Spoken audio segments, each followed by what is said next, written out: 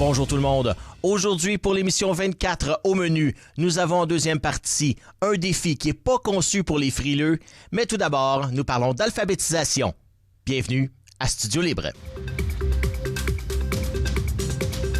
Ma prochaine invitée est toujours aussi flamboyante, mais toujours aussi intéressante parce que le sujet dont elle parle, c'est vraiment essentiel. Pour avoir une vie en communauté, il faut idéalement savoir lire, savoir écrire et savoir compter. Et c'est ça qu'elle fait dans la vie, apprendre aux gens à lire, écrire et compter. Janie Bouladier, bienvenue à l'émission encore une fois. Bien, merci. Bonjour. Je suis contente d'être là. Encore une fois. Ben oui, pour parler d'autres services, vous en avez un paquet de services, puis souvent, il y en a qui sont un peu plus méconnus. Bon, on parle d'alphabétisation, donc évidemment, on parle apprentissage du français, apprentissage lecture, écriture et compagnie. Mm-hmm. Mais vous avez des services vraiment particuliers qui sont intéressants, notamment le service SOS Paperasse, que je pourrais appeler service d'écrivain public. Oui. Donc, c'est quoi en gros ce service-là? Parce que à la lecture, j'ai trouvé ça vraiment intéressant. Oui, bien, en fait, justement, c'est un service qui est un petit peu méconnu, malheureusement, mais qui gagne à être reconnu, connu plutôt. En gros, ce que c'est un service d'écrivain public, c'est un accompagnement pour la lecture de documents. Ça peut être des courriers, des courriels, la paperasse de la vie de tous les jours, finalement. Gouvernement, notamment. Gouvernement. Et aussi pour rédiger, que ce soit une lettre, que ce soit pour remplir un formulaire, que ce soit, tu sais, peu importe la raison qu'on a des besoins là, de communiquer à l'écrit. Donc, ce service-là, tu sais, il ne faut pas prendre ça dans le sens non plus, je suis pas bon en lecture, tu sais, je comprends pas. Ça peut être n'importe qui pourrait avoir besoin de ce service-là. Par exemple, on s'entend qu'il y a des documents qu'on reçoit tous les jours, que c'est tellement compliqué. La terminologie, c'est incroyable parfois. Même moi, j'en reçois des choses, puis à un moment donné, qu'est-ce qu'ils veulent dire par leur tournure de phrase? Surtout au gouvernement, ils sont très, très bons pour ça. C'est des beaux mots. Ah oui, mais est-ce qu'on les comprend? Terme très juste, mais... Exactement. Donc, moi, ce que j'aime penser de ce service-là, c'est surtout que deux têtes valent mieux qu'une. Donc, on va accompagner les gens dans la lecture de ces documents-là, s'assurer qu'ils ont bien compris, répondre à leurs questionnements aussi en lien avec ces documents-là là, qu'ils ont à traiter dans leur vie de tous les jours. Puis, c'est un service aussi qui est c'est important de dire que c'est confidentiel parce que, tu sais, on reçoit du courrier. C'est sûr que c'est des informations qui vont être confidentielles. Donc, on rassure les gens, là, c'est vraiment un service là, 1-à-1 et confidentiel et complètement gratuit. Ça aussi, c'est important de le dire. C'est très important de le dire parce que souvent, les gens vont penser que j'irai pas parce que, j'ai pas les moyens d'y aller. Pis ça. Mais de comprendre, on est capable souvent, de lire, mais au-delà d'être capable de le lire, il faut être capable de le comprendre aussi. Oui. Et ça, c'est là la partie la plus complexe. Oui. Parce que même si on est capable de lire, si on n'est pas habitué avec ces termes-là, qui sont parfois, on peut avoir des termes juridiques, on peut avoir des termes légaux que on ne comprend pas, puis surtout avec le nombre de petites virgules qu'il peut avoir. Parfois, la virgule est très importante, là, c'est ça. Bien, ça, c'est tout relié à la littératie, en fait. Parce que, comme tu disais, lire un texte et le comprendre, c'est deux éléments complètement séparés qui va donner en bout de ligne notre niveau de littératie. Donc, actuellement, au Québec, il y a une nouvelle étude qui est sortie. On figure encore là, au Québec à plus de 50 % de la population qui éprouve des difficultés à lire, écrire. Quand même? Oui. C'est beaucoup, là. C'est beaucoup. Puis, il y a des services qui existent pour venir en aide à ces gens-là, dont les services en alphabétisation, les services complémentaires, justement, d'écrivains publics. Il y a plein de choses là, qui sont offertes pour ces gens-là, puis c'est important, justement, de passer le mot. Et pour ce service-là, je vois qu'il y a quand même des heures et des dates précises pour avoir accès à ces services-là. C'est quand on peut aller les trouver, ces services-là? C'est, en fait, sur rendez-vous les vendredis, tout simplement parce que les vendredis, on n'accueille pas d'apprenants dans nos locaux, ce qui va donner justement l'aspect confidentialité qu'on recherche. Là. Donc, il n'y aura pas de petites oreilles fines et tout. Évidemment. Donc, c'est vraiment des sessions seul à seul là, dans nos locaux en privé. Et en parlant des apprenants, d'ailleurs, vous êtes passé ici dans nos studios et puis avec pas mal d'apprenants, il y en avait quasiment 18-20 avec les accompagnateurs récemment et c'est le fun de voir les yeux émerveillés de gens qui posent des questions, mais vraiment, souvent, il y en a qui ont des connaissances aussi. Et puis, on est confronté à ça, on doit répondre à ces questions-là. Ça a été vraiment intéressant de voir ces apprenants-là. Puis d'ailleurs, je pense qu'ils ont apprécié aussi là, leur visite dans le studio. Puis d'ailleurs, c'est un peu ça aussi, notre mandat aussi d'éducation populaire. Oui, bien, exactement, c'est exactement ça. Dans le sens que, oui, on va apprendre français, mathématiques, mais on ne le fera pas de façon traditionnelle comme à l'école. Donc là, cette année, on s'était comme donné une thématique de métier, si on veut. Puis là, on s'est dit, qu'est-ce qu'on a d'intéressant à Buckingham? On a une télévision communautaire.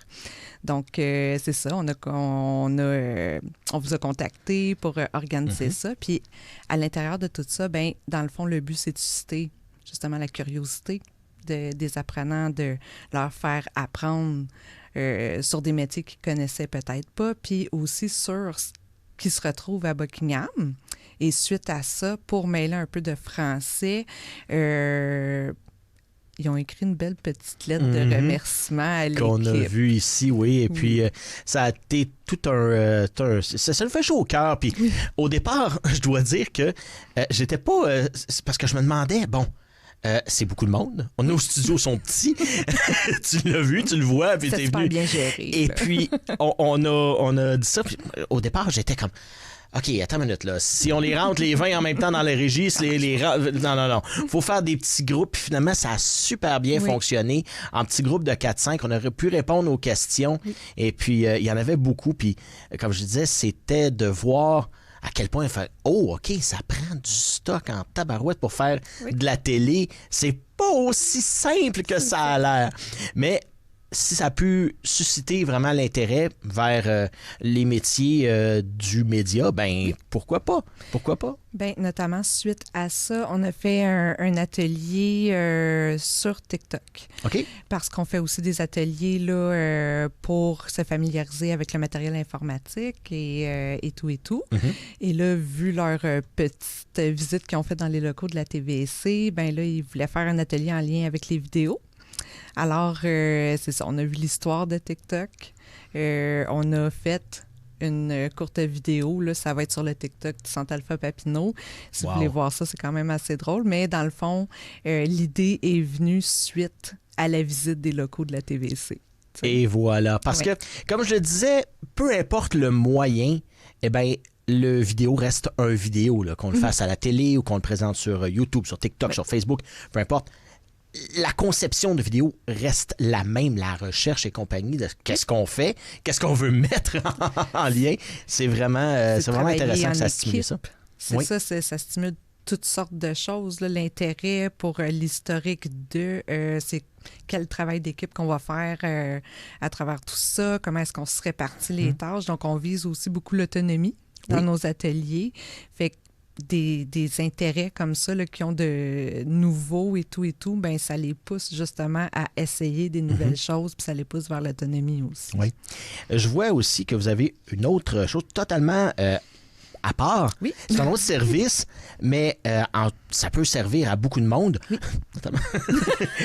Je vois Je commence à être dû. Après plus de 10 ans, là. Je commence à plus rien voir. Le bonhomme à lunettes, d'ailleurs, on en a parlé souvent, notamment au bingo. Et je trouve la graphie du terme est bonne parce qu'on a tendance à dire bonhomme à lunettes, mais c'est bonhomme à lunettes. Et donc, c'est un service que vous offrez aussi au Centre Alpha Papineau. Donc, c'est un service qui est externe mais qui s'en va chez vous, si j'ai bien compris. Exactement. Donc, c'est pas nous directement qui offre le service, on est un point de service. Le bonhomme à lunettes, c'est en fait une lunetterie communautaire. C'est-à-dire que la personne responsable, l'optométriste, va se déplacer d'un milieu à l'autre sur une plage horaire donnée. Et donc, étant donné qu'il est sur la route, c'est sûr qu'il ne transporte pas avec lui tout le matériel pour faire des tests de vue et tout et tout. C'est vraiment un ensemble de lunettes qui va pouvoir, dans le fond, parmi lesquels on va pouvoir se choisir une monture. Donc, en gros, de la façon que ça fonctionne, c'est sur rendez-vous, encore une fois. Et ça nous prend notre prescription. Ah, OK, d'accord. À partir de là, on va nous offrir une sélection de montures et on va pouvoir faire pareil comme chez l'optométriste. Oui. Choisir là, anti-reflet, peu importe. Et la grosse différence avec un optométriste régulier, c'est que les montures sont à une fraction du prix. Parce que c'est pas la marque spécifique, blablabla. C'est marque générique. Générique, mais de très bonne qualité. Donc, ça vaut vraiment la peine. Puis aussi, ce que les gens pensent de ce service-là, en général, l'idée générale, c'est que ça, il faut être prestataire de l'aide sociale ou être à faible revenu, mais c'est pas le cas. C'est pour tout le monde. C'est ouvert à tous. Donc, tout le monde peut arriver avec sa prescription puis repartir avec une belle monture flambant neuve. Et là, je vois qu'il y a un numéro de téléphone pour téléphoner. On va le mettre en dessous pour que les gens puissent bien le voir. Super. Mais vous avez, bon, la prochaine date, c'est le 30 janvier. Donc, selon la diffusion, ça se peut qu'on l'ait passé. Mais donc, il y aura d'autres dates, j'imagine, là, au courant de l'année. Oui, effectivement. Donc, toujours surveiller soit notre Facebook, on affiche toujours les dates, ou directement le site Internet du Bonhomme à lunettes. Et une autre chose que j'ai bien aimé quand j'ai reçu ça, mon Dieu, mais c'est donc bien intéressant pour les jeunes. Les samedis en folie, parle-moi de ça parce que c'est vraiment super intéressant. Puis ça ouvre les horizons aussi là, des jeunes. Oui, ça ouvre les horizons. C'est tellement bien dit, merci. Donc oui, c'est des activités du samedi. C'est une fois par mois. Et c'est animé, par deux intervenantes, deux animatrices du Centre Alpha Papineau. C'est des ateliers de cuisine et des ateliers créatifs. Oui. Donc, c'est exactement le même concept que nos ateliers généraux avec les adultes, les 16 ans et plus, mais c'est adapté pour les plus jeunes.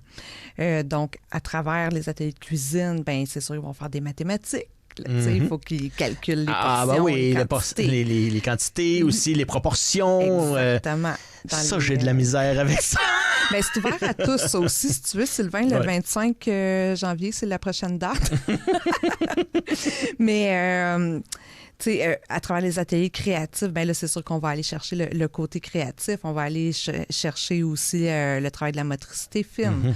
Si on a des instructions à lire, bien, ils ne s'en rendent pas compte, mais ils vont travailler la lecture. C'est multitâche. C'est très, très multitâche.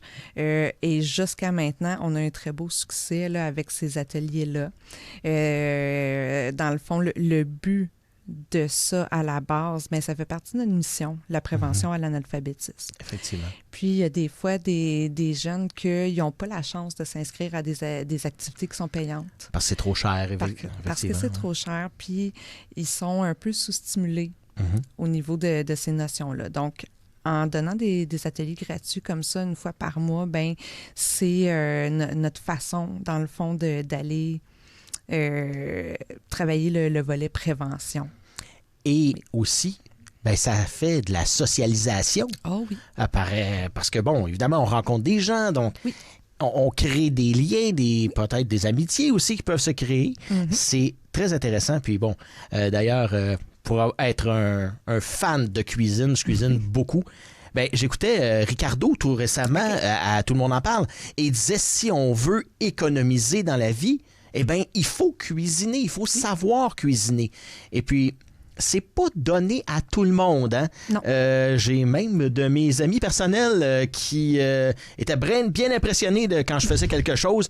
Puis eux autres, s'étaient rendus tout le temps au restaurant, mais ça leur coûtait très cher. Ben oui. Parce que le restaurant, évidemment, ben le temps homme pour le faire, ben il charge, évidemment. Oui.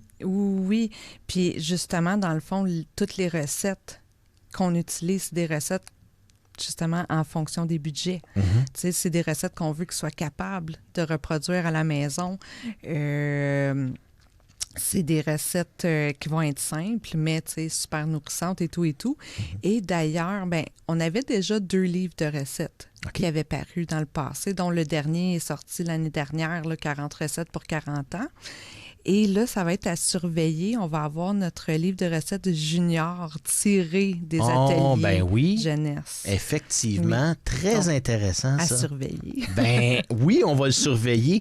Merci encore une fois. Et puis je rappelle, on parle du 25 janvier. La cuisine, c'est le matin de 10h à 13h et ensuite l'heure de 13h à 15h. Est-ce qu'on peut s'inscrire aux deux si les jeunes sont intéressés à faire les deux? Oui. Donc, il y a possibilité de s'inscrire soit à l'un, soit à l'autre, à toute la journée, et le repas est inclus. Hey, voilà, ça me donne pratiquement le goût d'y aller. Ben vite, hein? On aime ça de la visite. Merci beaucoup, Jeannie Bouladier, intervenante en alphabétisation au Centre Alpha Papineau. C'est toujours un plaisir. Ah ben merci beaucoup de m'avoir reçu.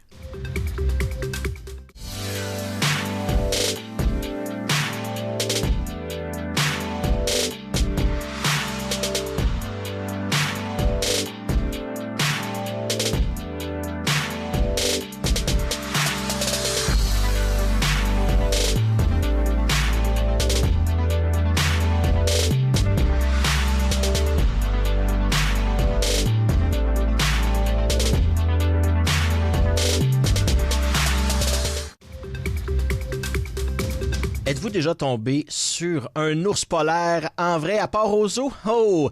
Ça, je vous le souhaite pas parce que ça peut être assez violent, merci. Si vous en sortez même, c'est un miracle. Mais il y a des petits miracles qui se passent en invoquant aussi un ours polaire, mais le défi de l'ours polaire. C'est ce qui va se passer le samedi 1er février avec les policiers du SPVG, mais aussi des membres du public. On en parle avec l'inspecteur Mathieu Tremblay. Bonjour. Bonjour, ça va bien? Ça va très bien. C'est un défi qui en sera à sa première édition, mais l'idée d'amener ça à Gatineau, d'un, ça vient de qui? Puis de deux, comment est-ce qu'on a impliquer ça? Comment est-ce qu'on réussit à faire un événement de la sorte? Bien, tout a commencé parce que le service de police de Gatineau est un des membres du comité directeur de la course au flambeau des agents de la paix, qui est un organisme qui est là pour amasser des fonds et pour assister puis encadrer certaines activités avec des athlètes vivant avec une déficience intellectuelle. Donc, c'est cet organisme-là dont on fait partie, je suis un des membres du comité directeur, organise une des activités qu'il organise pour ramasser des fonds et le défi de l'ours polaire. De tout a commencé avec les SPVM à Montréal. C'est leur 17e édition cette année. OK. Mais depuis, je vous dirais 2 ou 3 ans, là, on regarde comment on pourrait le faire à Gatineau, comment on pourrait réussir à amener le tout ici en Outaouais. Et finalement, ça se fait cette année, le 1er février, au Casino du Lac-Lemay. On est très, très heureux de lancer notre première édition. Ça consiste... Comme on le voit souvent, certains vont le faire pour les bénéfices, disons, personnels, physiques, le bienfait sur la peau, le cœur et compagnie. Mais là, quand on dit aux policiers, vous allez vous mettre à l'eau, et l'eau, 1er février, c'est assez froid. Comment ont réagi les policiers, justement? Est-ce qu'ils sont embarqués directement et dire oui, pas de problème, on le fait? Mais de là, le défi, le but du défi est d'amasser des fonds pour les athlètes, des athlètes olympiques spéciaux. Donc, ça embarque tout de suite. Les policiers sont vont toujours être très proches de ces activités-là. C'est des activités... On en parlait hors d'onde, on n'appelle pas la police quand c'est le fun. D'habitude, c'est que ça va pas bien. Mais ça, c'est des activités qui nous permettent, de se rapprocher de la population. Puis les bienfaits de cette activité-là pour les athlètes, c'est incroyable. On va ramasser, là, au cours des dernières années, c'est près d'1 million de dollars qui ont été ramassés avec les autres défis pour permettre aux athlètes des Olympiques spéciaux de bénéficier d'activités de la santé, des activités sportives qui sont encadrées. Mais c'est pas seulement ça. Quand on donne le pédigré, je pourrais dire, des bienfaits, ça amène un réseau social, développe des amitiés durables pour les athlètes, puis ça les fait performer, on l'a parlé, sur la scène provinciale, nationale et même mondiale pour certains. C'est tout un défi, et même ce qui est le fun aussi, c'est que c'est pas réservé seulement à la police. C'est, vous le faites de votre côté, mais les gens peuvent embarquer aussi. Il s'agit de se constituer une équipe de 4 personnes pour amasser des fonds et venir relever le défi. Comment, au niveau de la population, ça a embarqué? Parce que c'est bon dire, les policiers, oui, on va embarquer, on est déjà sensibilisés à la cause. Mais comment les gens du public ont embarqué pour une première édition surtout? Une première édition, puis faite très rapidement. On a eu les confirmations un petit peu de dernière minute, mais mon équipe s'est retournée comme sur un dissous, comme on pourrait dire, puis on monté toute la programmation, puis la population embarque. On a même beaucoup d'équipes, on est très, très heureux. Beaucoup d'équipes de l'extérieur du service de police, soit des partenaires, que ce soit les paramédics, que ce soit les gens des services frontaliers. On a nos écoles. Ah, oui. C'est la même équipe qui, les policiers éducateurs qui sont dans les écoles, c'est la même équipe qui planifie un peu le défi. On parlait avec les directions d'école, il y a des écoles qui ont embarqué. Tous nos contacts, nos partenaires, puis on l'a lancé médiatiquement. On a des gens, des citoyens qui se sont inscrits, ce qui est fantastique. Plus on va avoir de participants, bien, c'est plus de fonds ramassés pour la cause. Et puis, je lisais, ça prend même pas 18 ans, ça prend 16 ans et plus. Donc, les adolescents peuvent participer. Et puis, c'est quand même un engagement de ramasser un minimum de 400 $. C'est quand même atteignable. Et puis, ça leur permet justement de s'impliquer. Quand je pense à des jeunes de 16 ans, qui, je pense à, entre autres, qui a de la misère à mettre sa tuque l'hiver, mais peut-être dans les eaux glacées, ça ramène, disons que ça rouvre les esprits, hein, c'est le cas de dire. Effectivement, c'est ouvert vraiment à tous, puis la cause est tellement bonne qu'on ne peut pas être insensible à ça. Donc, peu importe l'âge, c'est sûr que ça prend 16 ans pour des conditions légales, là, mais de voir les différentes populations, de voir différentes personnes participer, ça va juste être incroyable. Puis on invite tout le monde à participer, de déguiser, c'est vraiment un événement festif. C'est ça qu'on veut voir, on veut célébrer. Donc on attend le monde pour beaucoup de plaisir. Et niveau aussi organisationnel, de trouver un endroit comme, le Lac Lémy, on connaît, c'est un lieu que tout le monde ici dans la région connaît. Comment eux ont embarqué? Est-ce que ça a été oui tout de suite, venez-vous-en, puis pas de problème, on accueille tout le monde? Ah, tout de suite. On a contacté un partenaire, le Casino du Lac Lémy, avec qui on fait régulièrement affaire pour différentes raisons. On les a contactés, puis tout de suite, oui, on embarque, c'est un go. On a demandé les autorisations, puis heureusement qu'on les a avec nous comme partenaires parce qu'ils nous offrent un service incroyable, impeccable. On est fiers de pouvoir compter sur eux. J'imagine aussi que, en la sélection de l'endroit, il faut que les infrastructures soient là pour accepter, je ne sais pas combien, parce que là, il va y avoir des spectateurs aussi, j'imagine. Donc, on n'aurait pas pu faire ça, exemple donné, au Parc des Montgolfières, dans la rivière des Outaouais. Il y a un courant, il y a des choses à penser aussi.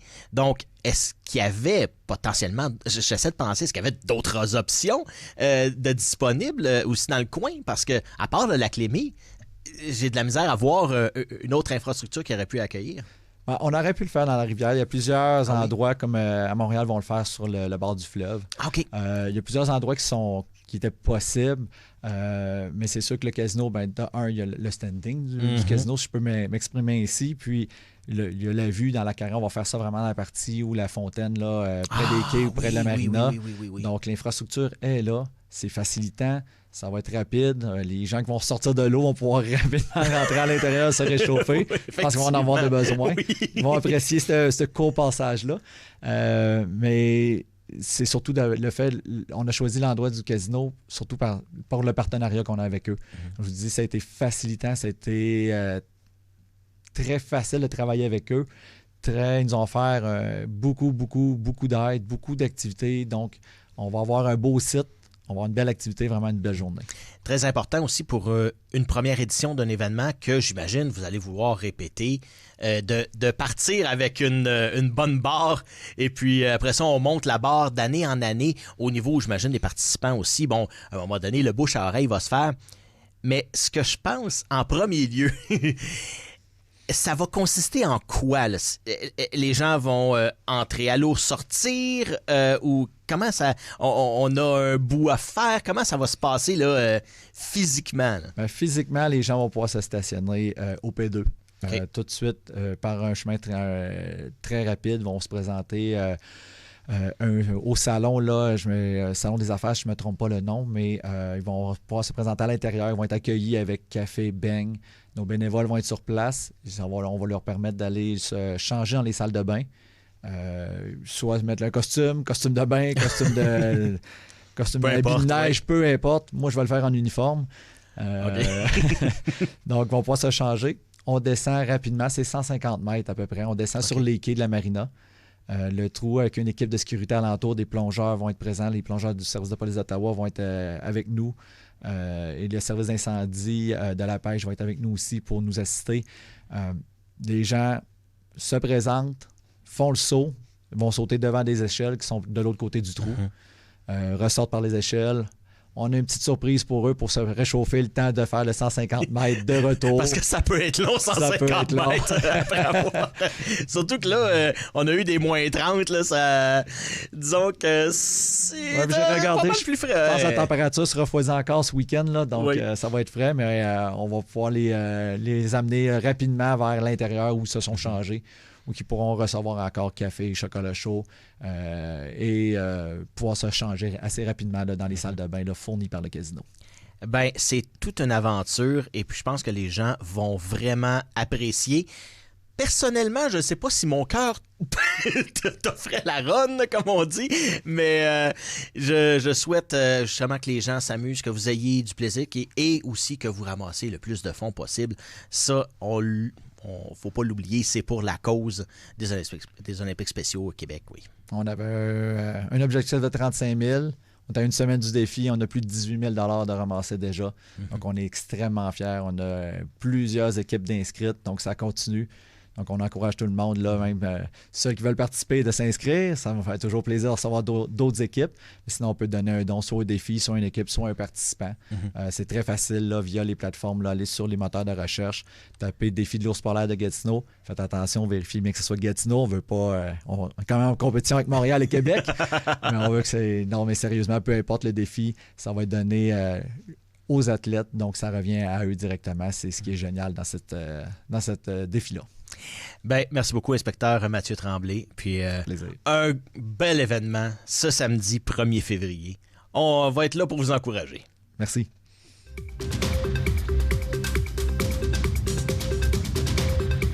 Merci beaucoup d'avoir été des nôtres pour cette édition numéro 24 de Studio Libre. J'aimerais remercier mes invités d'aujourd'hui. Tout d'abord, l'inspecteur Mathieu Tremblay du service de police de la ville de Gatineau, ainsi que l'intervenante en alphabétisation au Centre Alpha Papineau, Jenny Bouladier. Je vous rappelle que nos émissions sont disponibles sur notre chaîne YouTube. Nous avons également notre groupe de discussion Facebook TVC Basse-Lièvre, entre parenthèses, officiel qui est disponible et auquel vous pouvez vous abonner. Et sur ce, on se revoit à une prochaine pour un autre Studio Libre.